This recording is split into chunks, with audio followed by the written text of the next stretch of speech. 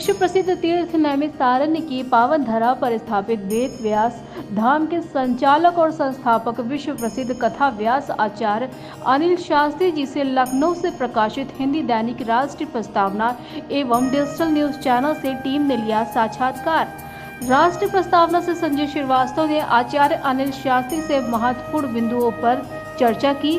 प्रस्तुत है राष्ट्रीय प्रस्तावना और अनिल शास्त्री जी के बीच बातचीत के कुछ अंश। इस अवसर पर प्रस्तावना समूह के प्रधान संपादक हरिनाथ सिंह व नैमिष से सहयोगी संवाददाता योगेश शुक्ला व दीपक गुप्ता भी मौजूद थे। प्रस्तावना टीम के द्वारा वेद व्यास धाम का सूक्ष्म भ्रमण भी किया। आपको बताते चले कि आचार्य अनिल शास्त्री जी एक सिद्ध महात्मा के साथ साथ विश्व में सनातन धर्म की पताका को फहराने में अपना पूर्ण जीवन समर्पित करते हुए नैमिषारण्य की रज को अपने सिर पर धारण करने के लिए हमेशा तत्पर रहते हैं। इस साक्षात्कार में वेद व्यास धाम के आचार्य व्यास कपिल शास्त्री जी का सराहनीय योगदान रहा। प्रस्तावना और मैं हूँ संजीव श्रीवास्तव। आज मैं आया हूँ विश्व प्रसिद्ध तीर्थ नैमिषारण्य की धरती पर, जहाँ हमारे साथ यहाँ के परम पूज्य व्यास श्री अनिल शास्त्री जी हैं। मैं जानना चाहूँगा शास्त्री जी से कि इस नैमिषारण्य की जो आध्यात्मिक भूमिका है, इसके बारे में कुछ प्रकाश डालेंगे। शास्त्री जी, बहुत बहुत बधाई आपको। राष्ट्रीय प्रस्तावना चैनल पे आपका स्वागत है। बताइए, नैमिषारण्य की धरती आध्यात्मिक रूप से बहुत और पौराणिक रूप से बहुत ही प्रसिद्ध है, इसके बारे में आपका क्या कहना है? यह नैमिषारण्य की पवित्र भूमि ऋषि मुनियों के द्वारा पोषित है, क्योंकि 88,000 ऋषि मुनियों ने यहाँ पे तपस्या की थी और तपस्या करके विश्व कल्याण का मार्ग प्रशस्त किया था। जब ये दिल्ली नहीं थी तब ये धर्म संसद नैमिषारण्य में चलता था और नैमिषारण्य में ही सब ऋषि मुनि देवगण यहाँ इकट्ठे होते थे। और यहाँ पर ऋषि मुनि एक समय यज्ञ कर रहे थे, तो उस काल में यहाँ पर सावर्णिक मनंतर में नागराज पद्मनाभ जो थे उनका याग चल रहा था। तो कलिकाल ने यहाँ प्रवेश करने का दुस्साहस किया था, तो उन्होंने श्राप दे दिया था कि जब नैमिषारण्य की सीमा में प्रवेश करोगे तो आपकी समस्त शक्तियाँ समाप्त हो जाएंगी। तो उनके श्राप के कारण यहाँ आज तक कलिकाल का प्रवेश नहीं हो सका। और यही एक कारण है कि नैमिषारण्य में आप अगर पूजा करते हैं, यज्ञ करते हैं, तप करते हैं, दर्शन करते हैं, तो आपको किए हुए कर्म का 4 गुना अधिक फल प्राप्त होता है। और धरती के ऊपर अगर कोई स्वर्ग है तो वो नैमिषारण्य है, क्योंकि यहाँ पर 33 कोटि देवता, 88,000 ऋषि और 3.5 करोड़ तीर्थ यहाँ वास करते हैं। तो आज ये भूमि स्वर्ग है और समस्त देवता जो आप लोग सुनते हैं कि स्वर्ग में वास करते हैं, वो स्वर्ग नैमिषारण्य ही है। वो इस धरती पर यही एक स्वर्ग है।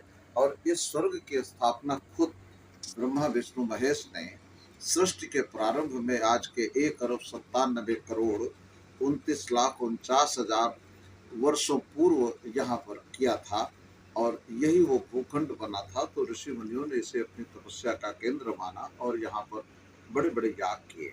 तो यागों के कारण ये जो भूमि है ये बहुत सिद्ध मानी जाती है। और इसी का वर्णन तुलसी ने लिखा है कि तीर्थवर नैमिष विख्याता।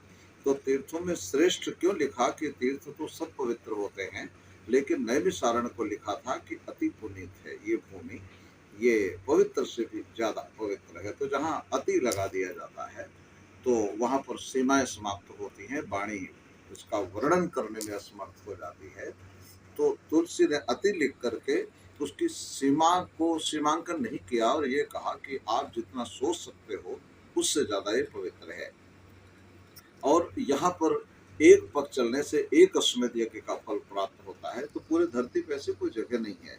पद्म पुराण तो आप जानते हैं सब लोग कि पद्म पुराण में ये भगवान वेद व्यास ने कहा है कि गंगायाम योजने यज्ञ काश्याम चैवार्ध योजने। गंगा में स्नान करने जाओ तो 1 योजन माने 4 कोस पैदल चले तो 1 अश्वमेध यज्ञ का फल मिलता है। और काशी में आधा योजन 2 कोस, और क्रोश में कम कुरुक्षेत्र 1 कोस कुरुक्षेत्र में पैदल चले तो 1 अश्वमेध यज्ञ का फल मिलता है। और नैमिष हेतु पदे पदे यहाँ 1 पग चलने से 1 अश्वमेध यज्ञ का फल मिलता है।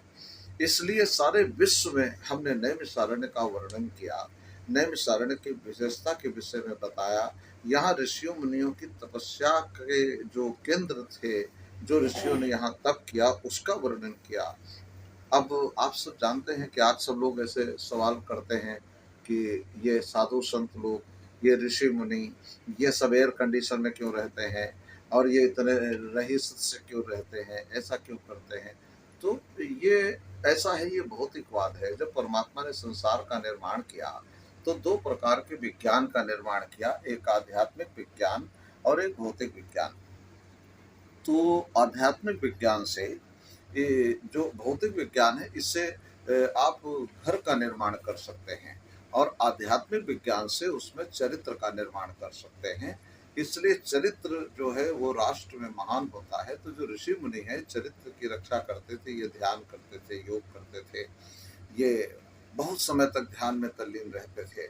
तो जब ये ध्यान करते थे तो ये जब दूसरे लोकांतरों में भ्रमण करते थे तो उनका जो मस्तिष्क होता था, इसमें गर्मी न हो जाए, इसके अंदर कोई तकलीफ न हो जाए, इसके अंदर कोई विस्फोट नहीं हो जाए, तो मस्तिष्क की रक्षा करना होता था। तो आप सब जानते हैं कि उस समय जो ऋषि मुनि थे ये सब जटाजूट रखते थे, ये जटाएं रखते थे। तो जटाएं रखने का कारण उनका ये था कि जब वो तप करते थे तब उनकी जो प्राण शक्ति थी, प्राण का जब उदान प्राण में मिलान करते थे तब उनकी गति बढ़ जाती थी और गति बढ़ जाने के कारण दूसरे मंडलों से वो सहायता लेते थे। जैसे ये मस्तिष्क है तो ये तो खाली रहता है और जब ये अंतरिक्ष में जो शब्द है, जो चित्र है, जैसे आप देखते हैं तो ये प्रकृति का लाइव कैमरा है और जो ऐसे पलक झपकती हैं ये स्टिल फोटोग्राफी है और आपका जो शब्द है, ये शब्द निकलता है तो चित्र के साथ खींचकर द्युमंडलों में चला जाता है। और ये जो कान होते हैं इसमें 6 चक्र होते हैं। तो जिसमें कोई प्राणी कोई शब्द बोलता है और शब्द बोल करके ये कहता है कि हमको बताइए यार 10 साल पहले यहाँ पर क्या हुआ था, आपका विवाह हुआ था, आपका तो कैसा था, क्या स्थिति थी, आप बताएं। तो 10 साल पहले की घटना है, आपको याद नहीं रहती, लेकिन जब शब्द कान से टकराता है तो ये वायुवाहक नाड़ियां मस्तिष्क की द्युमंडलों से संपर्क करती हैं और द्युमंडलों से वो चित्र शब्द के साथ मस्तिष्क में आ जाते हैं और मुंह से प्रसारण होने लगता है। तो इसीलिए वेदों में लिखा है देव शांति ही अंतरिक्ष शांति ही, कि द्युमंडल में शांति रहनी चाहिए, वहां अशांति नहीं होने पाए, क्योंकि द्युमंडल में अशांति हुई तो पृथ्वी में विस्फोट होने लगेंगे। हमारे व्यास जी श्री अनिल शास्त्री जी, जिन्होंने नैमिषारण्य के उस तात्विक विवेचन का आपके सामने पक्ष रखा है, मुझे लगता है इससे पहले आपने नैमिषारण्य की महिमा आध्यात्मिक रूप से और भौतिक रूप से जो मिश्रण है इसको नहीं सुना होगा।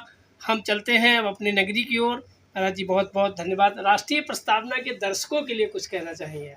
राष्ट्रीय प्रस्तावना के हमारे जो दर्शक हैं उनको हम बस यही कहेंगे कि आप इस चैनल को देखें और हम सब लोगों को यही कहते हैं कि नैमिषारण्य आइए। गुरु पूर्णिमा का महान पावन पर्व है, इस पर्व पर अपने गुरु की पूजा करें और उनकी वंदना करें और नैमिषारण्य का दर्शन करें और बारंबार हम यही चाहते हैं कि यहाँ आएं और आपको पुण्य की प्राप्ति हो, जितने आपके जीवन में संकट है, परेशानियां हैं, वो सब समाप्त हो जाएं और आप सब लोग मेरे यहाँ आए।